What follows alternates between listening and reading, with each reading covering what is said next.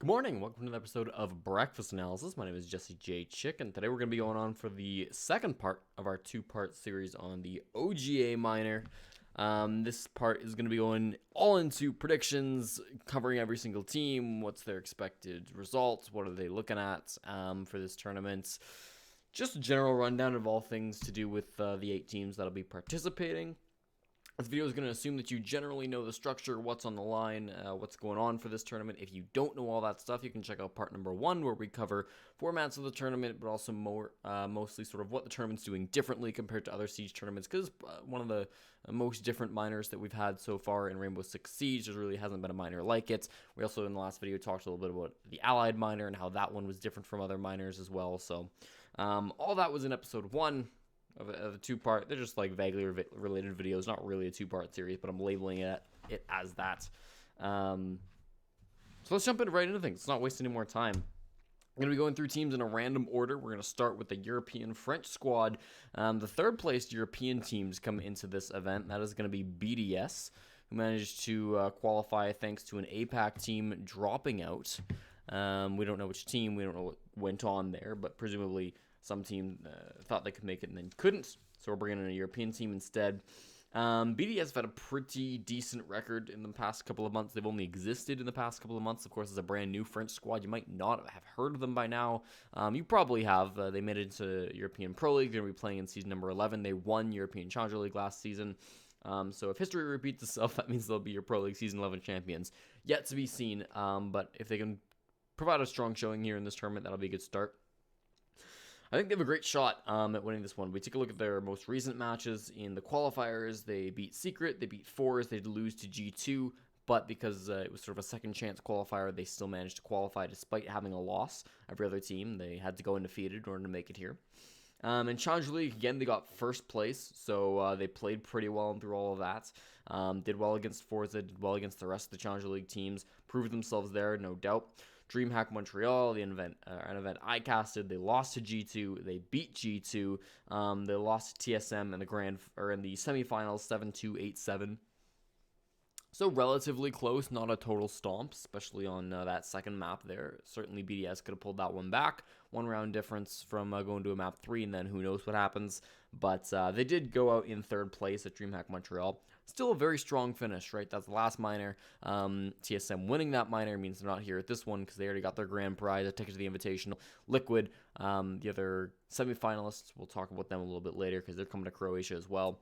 BDS just look really, really strong, and probably they're a little bit low on people's radar simply because they aren't a Pro League team, or they just recently became a Pro League team. They haven't been to a major LAN yet. They've been to 1 minor and a Challenger League. That's really all they've done since being created. But it's a lot of big names. Certainly the French community is not sleeping on these guys. They also didn't play in the French Nationals because, again, they didn't form in time. But most people should definitely stop sleeping on these guys because, yeah, this is a very scary looking team, especially you talk about them through Europe, being one of the most dominant teams in Europe in the qualifiers. They were able to beat teams like Secret, teams like Fours. Those are not like nothing teams, not the best that Europe has to offer, don't get me wrong, but BDS has shown almost nothing but W's since they've been created. I think they're going out in the first round. And why is that? It's because I think they have probably the hardest first round matchup out of anybody that played Team Liquid in the first round, which feels like a matchup that's been destined to happen all throughout DreamHack Montreal, and we never got there. They were in the same group together. They still never played, thanks to BDS beating and then losing to, not in that order, but battling G2 twice and succeeding 1 time. Battle against G2. Liquid made it first out of the group, so they never had to play BDS. Then they both made it to the semifinals on opposite sides of the bracket, and of course Liquid won their semifinal match and BDS did not. So there was a lot of times where these teams should have met in DreamHack in Montreal and didn't happen. Finally, we're going to get our fated matchup of the very first round of Croatia, and these might be the 2 best teams of the tournament in my opinion. Probably wouldn't say that if you force me to rank them, but they're probably both top 3 in my lists. Very scary teams. We'll talk more about Liquid later on. But BDS could totally take it. In my predictions, I have them going out first round. The double bracket, of course, doesn't extend to that first round. So that'll be the only game they play if they do lose. But if they can win that match, if they can beat Team Liquid, is a team that looks like they want to go all the way, and their later matchups aren't that easy, or aren't that easy later on either. If they win against Liquid, they play either Secret or Luminosity, which, assuming Secret takes that, it's going to be another really tough game. They've proven it before. They can beat good teams. They've had their stumbles in the past. Again, in Montreal, they did lose to TSM. They lost to G2. Not bad teams, but certainly when you look at some of the other teams in this tournament, those are the type of slip-ups that other teams can take advantage of. So BDS look really powerful. I think they want to prove a lot of people wrong in this tournament. Probably pretty slept-on squad. Really going to, make a statement for Pro League season number 11 if they do well in this tournament. And if they secure spots to the Invitational, then hey, all the better. We'll continue on the European train by talking about G2 Esports next. You certainly have heard of this team. If you haven't heard of BDS, these guys you should definitely have heard of recently. They've been in the news as well as being the most popular Siege team, or at least the most successful Siege team of all time. They, in the qualifiers, defeated Existence, Orglis, and then BDS to get here. Not teams you'd expect G2 to lose to at all, so fair enough, except maybe BDS. And the BDS was relatively close. Not a hugely close contest, but relatively close. In Pro League, they managed to finish third overall, so just missing out on that land spot. Of course, Navi and the Giants went to Japan, and Navi walked away with the trophy.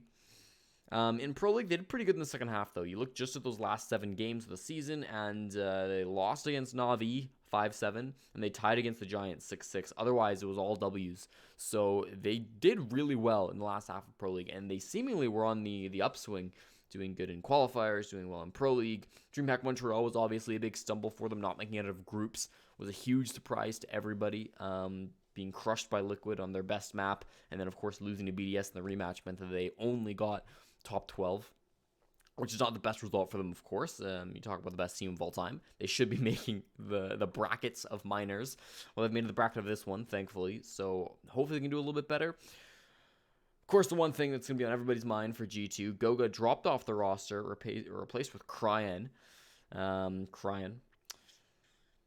Probably not a great change. I don't know if anybody is backed this this change up other than like members of G2. Disclaimer, I mean, we're not the team. We don't know things. They probably know the situation way better than we do. Not going to speculate as to why Goga got dropped, but his performance has been good recently. That one important 5-7 loss against Navi in the regular season was a big sort of sore spot on Goga's record. Went 4-10, probably the worst player on the server in that match. But recently he's been good. I thought he played well in the qualifiers. Seemingly was playing well in the last half of Pro League.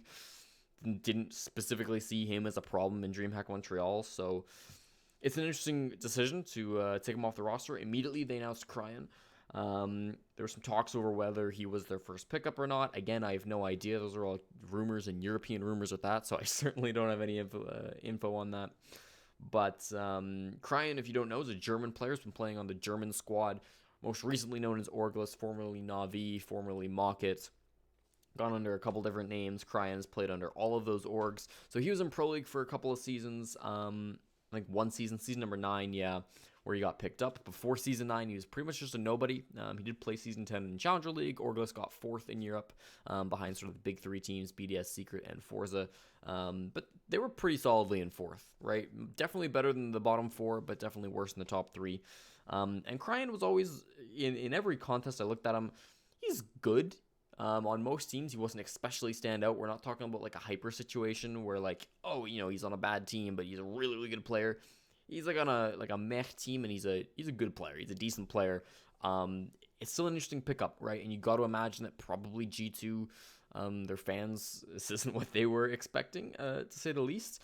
He also doesn't really fit the roles of Goga. In the last season of Challenger League, he main Sledge Jäger, which is not at all what Goga played. Goga played very hard support, so there's going to be some adjustments going on there. Probably Pengu moving over support roles, Fabian moving more into support roles.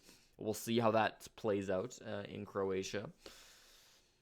But it's an interesting pickup. I don't know. It's tough for G2. They're also going to be looking to prove that this roster move was the right decision for them. Obviously, they haven't had a ton of time to work through it, so if it's not, a grand champion for them, we can respect that. We can give them some time to sit with this roster, sit with Cryan on the squad. I believe G2 aren't going to just drop him if it's a poor performance, because they haven't typically been that rash of a team. So we'll probably see Cryan participates in the next season of Pro League on G2, in the Invitational qualifiers with G2, at the Invitational, assuming they get there somehow. He should be playing for a while, but it is yet to be seen how he'll do. Shouldn't do well on paper, but we've been surprised before. Reddit analysts are not the be-all, end-all of wisdom. Also should mention that G2's first opponent are MIBR. Just keep that in mind. MIBR are questionable. They should be beatable. Even if G2 have a weaker link for their fifth, the squad of G2 are still a very formidable team. And while I think the top teams this tournament will probably put G2 down, I think the weaker squads, such as MIBR, who G2 will play first, are definitely beatable opponents. Team Secret coming up next. We're just running out all the Europeans first thing here.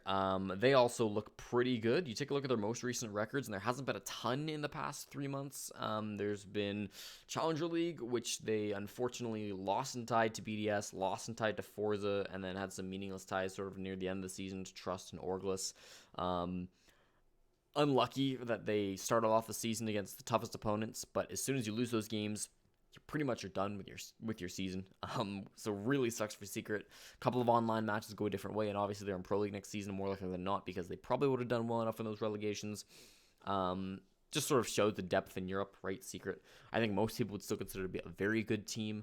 In qualifiers, they got a forfeit win over Syzygy, they got a win against Chaos, and they got a win against Forza. Again, very good teams, not the best Europe has to offer, but in the OGA qualifiers, you really didn't get to the best that any region had to offer. You just had a few strong teams, and then a lot of just good teams, like to decent teams, to some kind of trash teams, depending on which region you're in. So respectable result from the qualifiers in Secret. And CGG has this team ranked as 5th overall in the world. A lot of people have been hating on CGG for that ranking. That, of course, comes largely from their good performance at, of course, the Allied Minor, which was it was the first minor of the year. And then, obviously, the Raleigh Major as well, making its top 4. That was quite a feat. So every time we've seen this team in a LAN, they've done really, really well. And I really want to emphasize that because I think a lot of people are, again, going to be underplaying this team because they've been in Challenger League for a season. They didn't even make it to Pro League. They didn't make it to relegations. They got 3rd in Challenger League. They can't be that good. But Secret have performed every LAN they've gone to over the past year. And I think counting them out, saying that, yeah, they're going to go first round to Luminosity or even second round to whoever wins between BDS and Esport and Team Liquid, that's probably a mistake. In my bracket, I have them beating Luminosity, losing to winner of BDS Liquid, and then making it all the way to the grand finals. After that, through the lower bracket, I could see them going it through the upper bracket. I could see Secret winning this one. I think people are probably sleeping on the squad, which is insane because, again, so good in all their recent lineup performances. But the Siege community is kind of a short-term memory, so they assume if a team doesn't go to a tournament in 6 months, then they're irrelevant. No, Secret are probably still a very good team. Again, a couple of online matches go a different way, and we're all talking about them like they're favorites to win this whole thing. So, yeah, Team Secret are scary. I think they can definitely take this LAN, and gonna be trying to get some respect back because apparently this team is always just hunting for that respect because nobody ever gives it to them. Team number 4 on my list is MIBR. I told you we'd get back to them, of course, playing G2 in the very first round. Let's take a look at their recent results. 7th place in Pro League, a huge dip down from what we're used to from MIBR. Usually we talk about this as sort of like the 4 titans of Latin America. A lot of people are kind of pulling MIBR out of that category now and saying, oh, there's only 3 or oh, there's 4, but Ints or one other team is part of the titans of Latin now. It's tough to say. It's definitely more muddy in Latin than it was, let's say, a year ago. But MIBR, formerly Immortals, really have dipped down in Pro League. They got 2 wins in the second half of the season against, well, I guess that wasn't, they got against Elevates and then which was in relegations. 2 ties versus FaZe and NiP. I mean, they haven't had a great second half of the season. They didn't have a great first half of the season. They were the only Pro League team to retain their spot when they went to relegations, so good on them for that. In qualifiers, they beat LFOBR. They beat Team 1, which was pretty decisive. I think a big, not a big upset, but definitely an upset in my mind. And then a very close matchup to Black Dragons. Certainly, I think you look at that bracket before it gets played out and you say, well, Black Dragons probably make it to LAN. Even after MIBR upset Team 1, I think you're saying, yeah, Black Dragons and Liquid. Those are the LATAM teams going to LAN. And 1 round away from that reality. But no, Black Dragons fall, and we see MIBR head to Croatia instead. And again, they're going to be big underdogs. I don't think on paper they're set to do well. I don't have any controversial opinions. I think this team's probably going to go out first round. They play G2. Couple things to say positively about this team. They haven't made any drastic roster moves recently. Of course, G2 can't say that. They've been boot camping on European ranked for weeks now. Apparently, they've like achieved like the top rank in Europe. I think they're I don't know who it is, but one of their places is like second in Europe, all of Europe ranked right now. I guess the season just reset as of date of recording. So I guess not anymore, but yeah, they've been grinding, so that's nice. The boot camp's been there for them. You can tell they're taking it seriously. They really want to make it to the Invitational. This team's tasted success, especially locally. Now they're gonna have to try at a minor internationally. We've never seen a Latin American team win a minor. Liquid's come so close. MIBR really haven't been on that radar, so I'm not even gonna say the biggest underdogs, just because I can appreciate the boot camp that's been put in, and this team has had success in the past, but certainly one of the biggest underdogs in the event. They aren't set to do well, but you never know. It's not impossible. It's just extremely unlikely. Number 5, Luminosity. Again, as I mentioned, I have this team set out to go first, lose the very first round. It's not because I hate on Luminosity or anything like that. I really do like this team. I just don't think they're that good. We can talk about their previous results. DreamHack Montreal, they lost in 2 matches. They lost to Liquid and BDS, which, as we talked about, are very good teams. Tough first couple of matches to be considered last place at the LAN, but it's the way the bracket was drawn. So unfortunately for LG, they did lose those games. Didn't look right on the record. USN, they qualified in the wild card spot, beating some pretty bad teams. They did slam Obey, which is not that bad of a team, in like the first round or like quarterfinals or something like that. So that's something. Stage 3, they lost to Evil Geniuses. Stage 2, they lost to Rogue. Fair enough. I mean, they were a much younger team back then. They've been a Pro League team for a full season, so it's hard to use that excuse now. You know, I've been casting this team for almost a year now, or I guess my first cast this team probably coming up on a year now, a year ago. So they've definitely been together for a while. However, roster changes have plagued this squad, no doubt about it. Speaking of roster changes, the big one, Tomas dropped off of the squad and Slashug picked up in his place. I guess we'll touch on the Pro League results briefly first. They did quite well in Pro League, given the circumstances. They got 4th place, which I think was higher than almost anybody placed them, which is really encouraging to see. Second half was a little bit less successful in that first half. They got off to a pretty hot start, and they sort of rode that with a lot of ties and a lot of, I think, help from North America just being so hectic overall. There weren't a lot of like huge favorites to jump up into those top 4 spots, so they kind of got caught up in the mix of things. Finished 4th, respectable, and I think very much accomplished for this young squad. They try to solve a little bit of that youngness problem by picking up Slash, one of the most experienced players in all of Rainbow Six. Of course, started playing Pro League way back in Season 2, joined Rogue on Season 3, the team that would become Rogue, that is. And now with Rogue disbanding at the end of Season number 10, Slash has had to find a new home. LG seems to be that home. I like this pickup. I like it a lot. Obviously, LG... You can go all the way back to Season 9 in Challenger League, where we sort of talked about this young squad, no Challenger League experience at that point. They pick up this experienced mentor, Thomas, and he sort of guides the team, right? He really helps them out in a lot of aspects. He helps grow them. They get to Pro League, not entirely because of him, but I would argue they probably wouldn't make it to Pro League without Thomas being added to that roster. They grind through the season with them. They go through a few more roster changes. Drip gets dropped because he sucks. And then eventually they, I guess, finish the season and drop him in favor for even more experience, which I kind of see as an upgrade, right? Slash is just more experience. He does play kind of the same roles as Thomas as well, like more or less. They're both big buck guys, at least in the last season. So that's like nice to see. It seems like Slash is going to fit into this roster really nicely. Staying in Vegas is obviously nice for Slash. Both those teams have team houses in the Las Vegas area, so it seems like a perfect fit is all I'm saying. And I don't know that it's going to gel immediately here for LG. It's pretty recent, so I wouldn't expect them to do super well. But next Pro League season could be a similar result. I could see a top 4 finish for them next season. That's, of course, pretty far in the future, though. For this tournament, they play one of the strongest teams right off the bat. They're really going to need a miracle from Slash, I would say. They really need some, like... some of that honeymoon phase magic to do well in this tournament. I hope they do well. I really would like to see them succeed, but it's a tough first game. I expect Luminosity will be looking more towards long-term success with this roster change rather than success right here, right now in Croatia.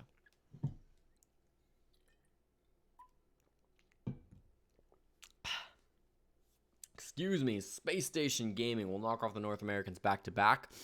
SSG, of course, have long been a favorites of North America that have never really found success. We'll go back through again their history. DreamHack Montreal, they beat Rogue, they beat Rec, lost Evil Geniuses in the quarterfinals, but it was a very close loss, so give them that, and they did look pretty well in that tournament overall. Didn't stop them from making roster moves, of course, and we'll get... Have they made roster moves since then? No, they haven't, excuse me. I'm so used to saying it. Yeah, no, Pro League, they finished 5th, right behind Luminosity Gaming. Second half, they only had 2 wins against Rec and LG, which seems bad, but a lot of their other games were really close, and there were a lot of ties. Of course it was. It's SSG. So that's par for the course, right? Middle of the pack is kind of SSG's bread and butter. In the qualifiers, they beat Aetherus, which is a pretty decent Mexican squad. Adventure Force, which was a pretty alright Challenger League team last season, and they beat the Sonics, which are a Challenger League team, turned Pro League team, turned Challenger League team once again. Again, teams you expect Space Station to beat time and time again. Touched on it, but they didn't make a roster move. What? This is the first time the org, I went back, it's the first, break period since the org entered the scene where they haven't made a roster move. It's 10 break period. No. Yeah, it's 10 break periods. It's coming up close to that. It's 7 or 8 or 9 or something like that. Break periods where Space Station have made a roster move every single time, and this is the first time that they haven't. A break period every 3 months, so between seasons and at the half point of every season, right? There's rosters unlock and everybody goes about as the new update comes out, right? First time Space Station haven't made changes. Thank you. This team has been so full of talent for so long, and it's so frustrating to see them throw it away every 3 months because, I don't know, some player doesn't perform, or this issue, or that issue, or they need an IGL, or whatever has it. Canadian seems to be gelling pretty well. Again, the issue seemed to be for a long time they didn't have an IGL. They tried to solve that issue 6 or 7 times by dropping somebody who wasn't an IGL to pick up somebody who also wasn't an IGL. Now they've gone for somebody who is an IGL, which is a nice change of pace, and it seems like they're comfortable with it. Thank God, Space Station. I want to see them do well here. I really do. First round opponents, Norengo. They should be able to take that one. I have them losing to G2. Yeah. No, I haven't beaten G2. I think they should take their bracket, their half of the bracket. I think that'll be a close game. Again, G2 is probably going to be hampered a little bit from Crying coming another roster, but that'll be a really close one. Both those teams should be pretty safe to get out of their quarterfinals, but after that, it's really going to be anybody's match. And I'm really excited to see how that one plays out between SSG and G2, supposing that we get it, barring a huge upset. But I don't think the Zac Up's the best that Europe has right now, or Team Liquid. I think SSG probably going to need a little bit more time to gel. You've had three months, great. Canadian seems to be working in well. SSG, if they can, let's go one more break period. Let's go one more 3-month span. If you don't make any roster moves at the end of this is a major winning team. I promise. This is another North American long-term success-oriented team. They have to be. They got to stop this roster mania that they've been going through for years now. Then we can see something from SSG. I don't see it happening yet. I'd like to. Everybody would. This is a fan favorite team, but probably not. This is the point of the video where you turn you turn it off if you're a Norengo fan, because oh boy, yeah, this team. Can we admit that Norengo is a bad team now? I mean, they've had so many failures, and so many teams players just lost or dropped off this team. Go back to Pro League last season, right? They got second place behind Cyclops, which isn't the worst thing on paper. So you look at it and see that they got 5 ties throughout the season, including against Father's Back, the worst team in Japan, including against Cyclops. They lost their other match to Cyclops, so they never managed to beat the best team in Japan. I'm going to call them that right now. So kind of made it by default into the second place land spot. They did get a fair amount of lands, wins given that, but the Japanese competition isn't something that you expect Norengo to be falling to. They did struggle a lot against that. Worrying. They go to APAC Pro League. Close win against Cloud9. Close-ish, I would say. 2-1 scoreline. A couple maps were pretty dominant for Nora. Some of them not so much. Fine, Cloud9, also probably not that good of a team, if we're being totally honest. The Korean scene, pretty weak right now. And they go to Airwolf, and man, they get totally, slapped about. They had no chance in that competition, and throw 'em a bone, Airwolf turns out is a really good team. I mean, they beat some of the best teams in the world when they went to LAN, Giants. And credit to them there, but that's still a big loss for Norengo, and I think a lot of people expected more from them. I think you can go farther back and see struggles almost since the start of the year. In fact, yeah, since the start of the year. Raleigh, they really didn't do too well. Milan, they did okay, right? If I'm remembering correctly, they lost to Fnatic in the quarters, and it was close. That's just based off of my memory. I'm going to go double check that. But as far as I'm aware, like, this team has been struggling for a long time now, and I get they're the fan favorites. They're in the pilot program. Everybody wants to invite them to anything, or to everything. But maybe it's time that we start, like, looking at other teams in Japan and APAC as a whole for, like, the top 2, top 3, top 4 spots in APAC, honestly. There was obviously one spot that wasn't given out for APAC. I got to imagine. I have no idea, but I got to imagine that went to Fnatic, and then Fnatic turned it down. Probably the best team in APAC right now. The second one, I guess, went to Nora. Mostly based off of name recognition, if we're being honest. Maybe just because they could have afforded it. Maybe none of the other teams could have afforded it. I don't know what the negotiations were like. I'm assuming OGA tried to get other APAC teams. But, man, it would have been nice to see somebody else be invited. And, again, I don't say that because I hate Norengo. I love the team. Obviously, everybody does. But, you know, if losing Waka turned this team from a top 5 team in the world to, like, a meh team, losing Ramu turned them from a meh team to just a bad team. I don't know. They looked bad at the APAC finals.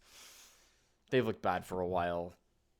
Would have been nice to see, like, Fnatic, obviously. I think Cyclops proven themselves time and time again of being the best team in Japan 3 times now by making it through the by decent performance in Raleigh as well. I would say better than Norengo had. Even Xavier, I think there's an argument to be made, is maybe the 3rd best team in APAC, or 5th best team in APAC. We got to exclude Wildcard and Airwolf out of this list, of course. But even Xavier, I think, had an argument to be invited over Norengo. Maybe not just due to the fact that Norengo do have so much fan support, and they're, you know, in that community, they have that history, so I get it. But I don't know. I don't expect this team to do very well at all, if I'm being honest. And I have looked it up. Okay, it's 8-7, 8-6, lost to Fnatic. So we'll give them a decent showing in Season 9. They did good in Season 9. Since then, really have not had a good performance at all.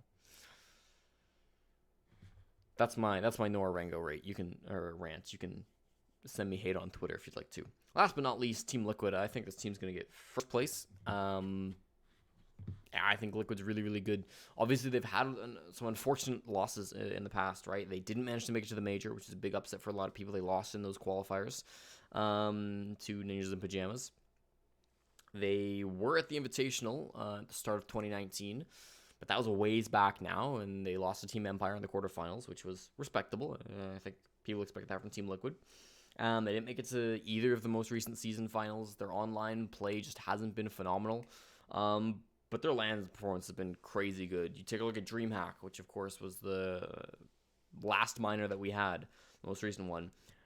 They destroyed Luminosity. They beat G2. They beat the Sonics. They beat Evil Geniuses. They go all the way to the grand finals where they eventually fall to TSM, 1 round away from already being qualified in the Invitational.